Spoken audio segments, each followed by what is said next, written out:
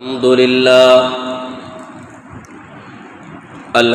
لله نحمده ونستعينه ونستغفره ونؤمن به ونتوكل عليه ونعوذ بالله من شرور أنفسنا ومن سيئات أعمالنا من يهده الله فلا مضل له ومن يضلله فلا هادي له ونشهد أن لا إله إلا الله وحده لا شريك له ونشهد أن سيدنا وسندنا ومكينا ومدنينا ومولانا محمدا عبده ورسوله أما بعد فأعوذ بالله من الشيطان الرجيم بسم الله الرحمن الرحيم يا أيها الذين آمنوا كتب عليكم الصيام كما كتب على الذين من قبلكم لعلكم تتقون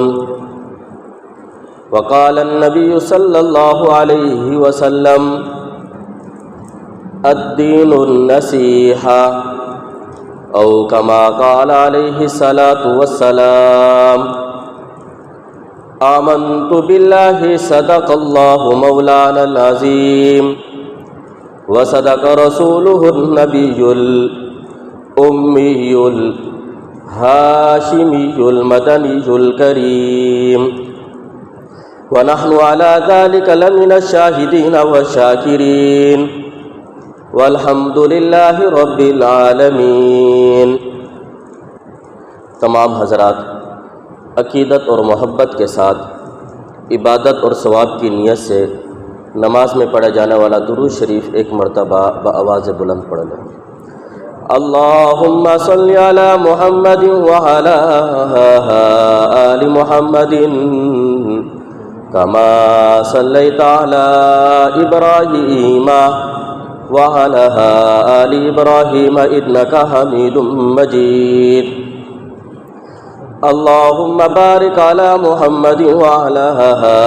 آل محمد كما باركت على إبراهيم وعلى آل إبراهيم إنك حميد مجيد۔ واجب الاحترام عزیزان گرامی، آپ کے سامنے قرآن کریم فرقان مجید دوسرا پارہ سورۃ البقرہ کی آیت نمبر 183 تلاوت کی، اور سرکار دو عالم تاجدار مدینہ محمد مصطفیٰ احمد مجتبیٰ صلی اللہ علیہ وسلم کی حدیث مبارکہ پیش کی۔ اللہ رب العزت کا فضل اور کرم ہے کہ ایک بار پھر اللہ تعالی ہمیں ماہ غفران ماہ رمضان کی سعادت عطا فرما رہے ہیں۔ اللہ تعالیٰ سے دعا ہے کہ اللہ تعالیٰ ہم سب کو خیر و عافیت کے ساتھ ماہ رمضان کی سعادت عطا فرمائے۔ فطرتی طور پر یہ بات ہے، جب کسی انسان کو کوئی خوشی حاصل ہوتی ہے یا اس کو کوئی خوشی کی بات لگتی ہے یا کوئی خوشی آنے والی ہوتی ہے یا کسی خوشخبری کا انتظار ہوتا ہے، تو جیسے ہی اس کو خوشی حاصل ہوتی ہے تو فطرتی طور پر انسان کے چہرے پر مسکراہٹ، اس کا چہرہ کھل جاتا ہے، اس کے دل کو سکون ملتا ہے کہ مجھے یہ خوشی ملنے والی ہے۔ تو ایک مومن کے لیے جو سب سے بڑی خوشی ہے وہ یہی ہے کہ ایک عظیم الشان برکت والا مہینہ ماہ رمضان کی صورت میں ہمیں نصیب ہو رہا ہے کہ یہ بڑا عظمت والا مہینہ ہے، اللہ کی رحمت کا مہینہ ہے، یہ انسانوں کی بخشش کا مہینہ ہے۔ ہر انسان کی خواہش اور کوشش بھی ہوتی ہے کہ میری بخشش ہو جائے۔ اس مہینے کے اندر بخشش کے چانس زیادہ ہوتے ہیں۔ ہر انسان چاہتا ہے نا کوئی چانس مل جائے کہ میں ترقی کر لوں، مجھے چانس مل جائے کہ میں فلاں عہدے تک پہنچ جاؤں، صرف ایک چانس چاہیے۔ تو یہ ایک مہینہ، یہ ایسا مہینہ ہے کہ اس کا پورا دن اور رات، اس کے اندر ہر وقت انسان کی بخشش کے چانس ہی ہوتے ہیں۔ کوئی ہے کہ اپنی بخشش کروا لے، دن کے وقت، رات کے وقت، سحری کے وقت، افطاری کے وقت، تراویح کے بعد، جس وقت بھی وہ چاہتا ہے اپنی بخشش کروانا، وہ آئے اور بخشش کروا لے۔ تو اس مہینے کے اندر اللہ کی طرف سے بخشش کی اور آزادی النار کے جو فیصلے ہوتے ہیں بڑی کثرت کے ساتھ ہوتے ہیں۔ جب اتنا عظیم الشان مہینہ ہے، گویا کہ یہ بخشش کا سیزن ہے کہ اس میں بخشش ہوتی ہے۔ اگر کوئی انسان یہ چاہتا ہے کہ میں کسی کام کو اچھے طریقے سے کر لوں، تو اس سے پہلے اس کو چاہیے کہ وہ اس کی پلاننگ کرے، ترتیب بنا لے، تب ہی وہ کام اچھے طریقے سے ہوتا ہے۔ اگر آپ نے پہلے سے پلاننگ نہیں کی، ترتیب اور شیڈول نہیں بنایا، تو پھر وہ کام صحیح طریقے سے سر انجام نہیں دے سکتے۔ دنیا کے اندر بھی ہم ایسے ہی کرتے ہیں۔ مثلا کسی کی بچی کی شادی ہے، بیٹے کی شادی ہے، تو شادی 6 مہینے کے بعد ہے، لیکن اس کی تیاری وہ پہلے سے شروع ہو جاتی ہے۔ اس کا فرنیچر خریدنا ہے، اس کے لیے فلاں چیز لینی ہے، اس کا سوٹ خریدنا ہے، وہ پہلے سے تیاری ہو رہی ہے تاکہ عین وقت پر مشکل نہ ہو۔ حتیٰ کہ قاضی اور نکاح خواہ کو بھی پہلے سے پابند کر دیا جاتا ہے کہ اس وقت ہمارا نکاح ہے، یہ خوشی کی تقریب ہے، آپ ہمیں بتا دیں کہ اس وقت آپ دستیاب ہوں گے یا نہیں۔ تو پہلے سے ایک شیڈول بنایا ہوتا ہے، ترتیب بنائی ہوتی ہے تاکہ عین نکاح کے وقت، خوشی کے وقت، شادی کے وقت بے ترتیبی نہ ہو جائے۔ ایسا نہ ہو کہ وقت آ چکا ہے شادی کا اور اس وقت انسان بھاگ رہا ہے شادی ہال بک کرانے کے لیے، وقت آ چکا ہے نکاح کا اور اس وقت یہ بھاگا ہوا جا رہا ہے کچھ چیز خریدنے کے لیے، تو وہ بے ترتیبی۔ اس لیے ہم دنیا کے معاملات کے اندر بھی ایک ترتیب اختیار کرتے ہیں تاکہ کسی بھی کام کو اچھے طریقے سے اگر پورا کرنا ہے تو وہ ایک ترتیب پہلے سے اس کے لیے قائم کر لی جائے۔ اسی طرح آپ دیکھیں، رمضان المبارک کا مہینہ آنے سے پہلے تاجر حضرات وہ بھی پلاننگ کرتے ہیں اپنی کہ دکان کے اندر مال زیادہ ڈلوا لو، کیونکہ اس مہینے کے اندر یہ کثرت کے زیادہ سے زیادہ بکتا ہے۔ کپڑا زیادہ دلوا لو کیونکہ اس مہینے میں سیل زیادہ ہوتی ہے۔ حتیٰ کہ یہ جو ہمارے درزی بھائی ہیں، یہ لوگ بھی پریشان ہوتے ہیں ان دنوں کے اندر اور بار بار ایک دوسرے سے پوچھتے ہیں کہ کچھ کاریگر ہمیں مل جائے، جو یہ سیزن ہے ہمارا آنے والا ہے، تاکہ یہ سیزن آرام سے گزر جائے، بعد میں ہمیں پریشانی نہ ہو، ہم اس کے حساب سے پھر بکنگ کر سکیں۔ تو یہ دنیاوی معاملات کے اندر تو ہم رمضان المبارک کے آنے سے پہلے ایک ترتیب بناتے ہیں کہ ہم نے کتنا مال ڈلوانا ہے، کن کن کاریگروں کو رکھنا ہے، کتنی بکنگ کرنی ہے اور کیا کرنا ہے،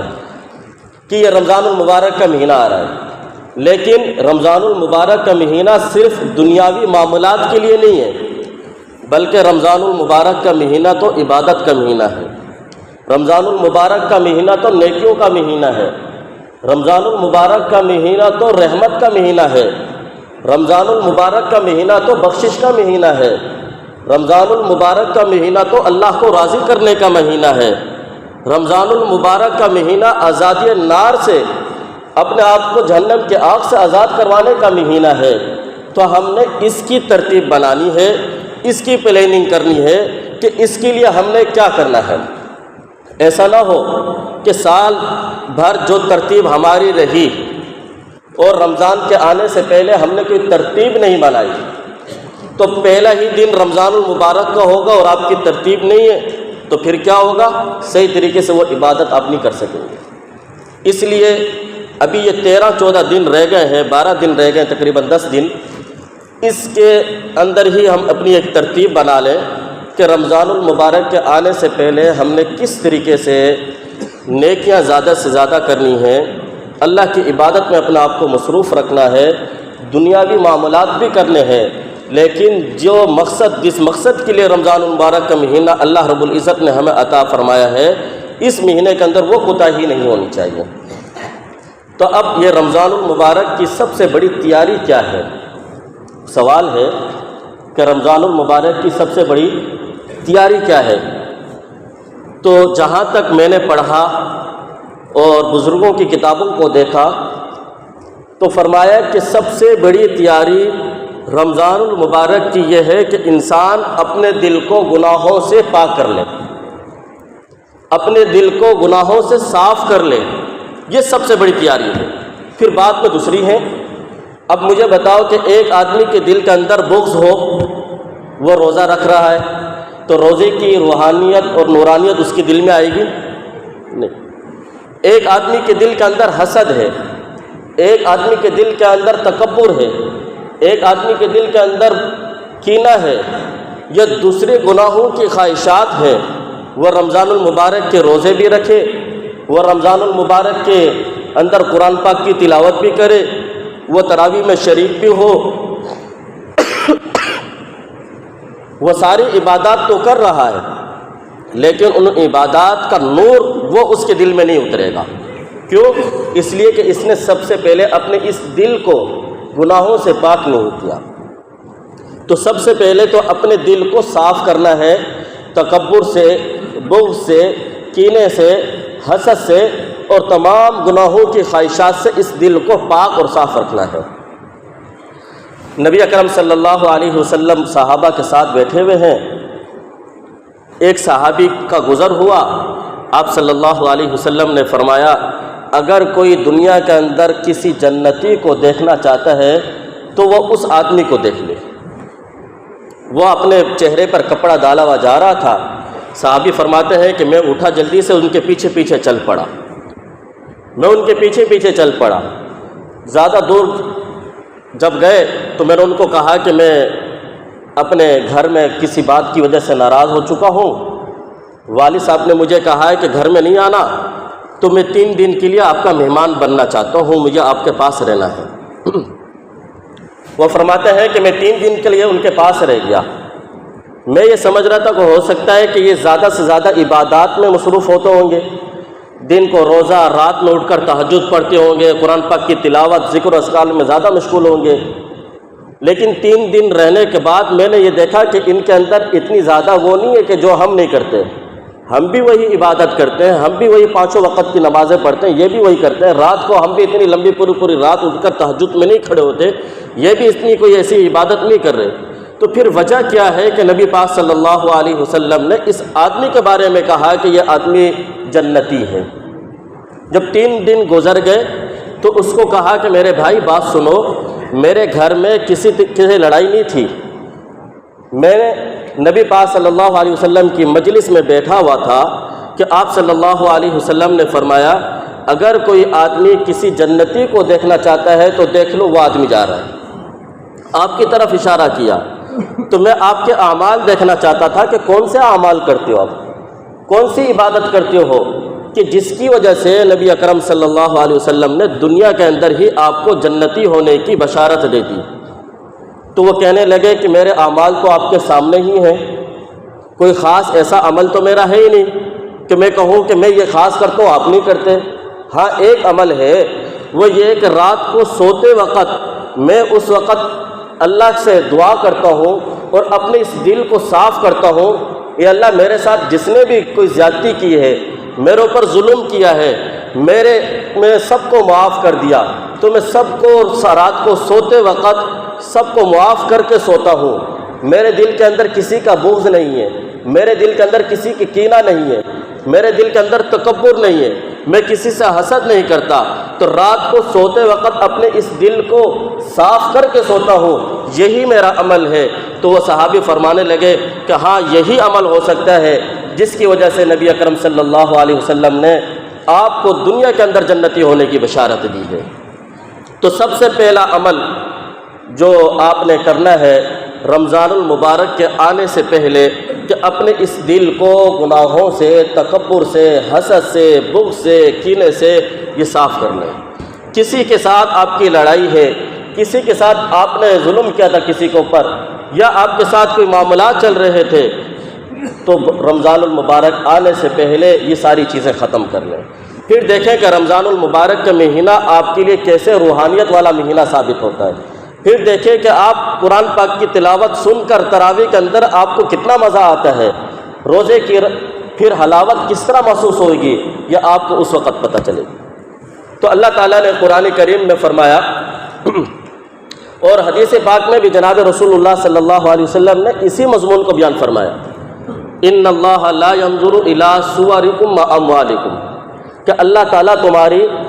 چہروں کو نہیں دیکھتے، تمہارے اموال مال کو نہیں دیکھتے کہ اس کے پاس کتنا مال ہے، ولکن ينظر الى قلوبکم، اللہ تعالیٰ تمہارے دلوں کو دیکھتے ہیں، تمہاری نیت کو دیکھتے ہیں کہ اس کے دل کتنا صاف ہے، اس کی نیت کتنی صاف ہے۔ تو یہ دل کی پاکی سب سے پہلے ہے۔ پھر بعد میں فرمایا وَلَكِنْ يَنْظُرُ إِلَىٰ قُلُوبِكُمْ وَأَعْمَالِكُمْ، تو اعمال بعد میں دیکھے جاتے ہیں، پہلے آپ کی نیت دیکھی جاتی ہے کہ اس کی نیت کیسی ہے، اس کے اندر دل کے اندر صفائی کتنی ہے، پاکیزگی کتنی ہے۔ تو جو آیت میں نے آپ کے سامنے تلاوت کی اس میں اللہ رب العزت فرماتے ہیں یا ایھا الذین آمنوا، اے ایمان والو۔ یہاں پر اللہ تعالیٰ نے ایمان والو آمنو، ایمان والوں سے خطاب کیا ہے۔ پورے قرآن کریم کے اندر اللہ تعالیٰ نے 88 مقامات پر یا ایھا الذین آمنو کہہ کر ایمان والوں سے خطاب کیا۔ بنی اسرائیل، ان سے اللہ تعالیٰ نے 3 سے 4 مرتبہ کہا یا بنی اسرائیل، ان کا نام لے کر ان سے خطاب کیا۔ جب پہلی مرتبہ ہوا تو وہ لوگ خوش ہو گئے کہ اللہ نے ہمیں مخاطب کر کے ہمارا نام لے کر ہم سے خطاب کیا ہے۔ تو آپ دیکھو کہ اللہ تعالیٰ نے اس آیت کے اندر یا ایھا الذین آمنو کہا۔ حضرت عبداللہ ابن عباس رضی اللہ عنہ رئیس المفسرین، وہ فرماتے تھے اپنے شاگردوں کو کہ اے لوگو، جب تم قرآن کریم کی یہ آیت پڑھو جس کے اندر یا ایھا الذین آمنو آ جائے تو اس وقت ہمتن گوش ہو کر غور کے ساتھ سنا کرو، کیونکہ اللہ رب العزت کا خطاب براہ راست تمہارے ساتھ ہوتا ہے کہ انسانیت دنیا کے اندر کروڑوں لوگ رہتے ہیں، اتنے کروڑوں لوگوں کے اندر سے اللہ تعالیٰ نے سب کو خطاب نہیں کیا بلکہ اس میں سے مخصوص لوگوں کو خطاب کیا، اور وہ لوگ کون ہیں؟ جو جناب رسول اللہ صلی اللہ علیہ وسلم پر ایمان لائے اور آپ کی مکمل تعلیمات پر انہوں نے عمل کیا، تو ان سے خطاب کیا۔ یہود اور نصارہ سے خطاب نہیں ہے، کافروں سے خطاب نہیں ہے۔ بھئی میں مجمع کے اندر کہوں کہ میرے یہ بھائی فلاں صاحب، یہ ان کا نام یہ ہے، یہ میں نام لے کر کسی کو مخاطب کروں، ماشاءاللہ سے یہ ہر جمعے کے دن یہ اگلی صف کے اندر بیٹھے ہوئے ہوتے ہیں، تو اس کو کتنی خوشی محسوس ہوگی کہ میرا نام لے کر جو ہے مولانا صاحب نے یہ بات کہی ہے۔ تو یہاں پر اللہ تعالیٰ پوری انسانیت کو چھوڑ کر ایک خاص طبقے کو فرما رہے ہیں یا ایھا الذین آمنو، اے ایمان والو، کتب علیکم الصیام، تمہاروں پر رمضان المبارک کے روزے فرض کیے گئے ہیں۔ ذہن میں سوال ہو سکتا تھا کہ روزہ نام ہے کھانے سے، پینے سے، عمل زوجیت سے رکنے کا، کیا آپ نے دن کے وقت یہ 3 کام نہیں کرنے؟ اب اللہ کو ہم سے کون سی ناراضگی ہو گئی کہ اللہ تعالیٰ نے ہمارے اوپر پابندی لگا دی، یا ہم نے کون سا ایسا گناہ کر لیا کہ اللہ تعالیٰ نے ہمارے اوپر پابندی لگا دی کہ آپ نے اب یہ 3 چیزیں یہ دوپہر کے وقت، دن کے وقت نہیں کرنی؟ دل میں یہ سوال ہو سکتا تھا، خیال آ سکتا تھا۔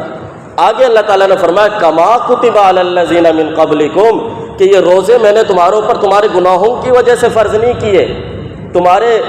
بداعمالیوں کی وجہ سے تم پر فرض نہیں کیے، بلکہ یہ تو روزے اللہ کا قرب حاصل کرنے کا ایک ذریعہ ہے۔ تم سے پہلے لوگوں پر بھی روزے فرض کیے گئے تھے، پہلی امتوں پر بھی روزے فرض کیے گئے تھے۔ حضرت داؤد علیہ السلام ایک دن روزہ رکھتے اور ایک دن افطار کرتے، پھر ایک دن روزہ رکھتے پھر ایک دن افطار کرتے، یعنی پورے سال کے اندر 6 مہینے ان کے روزے اور 6 مہینہ ان کا افطار ہوتا۔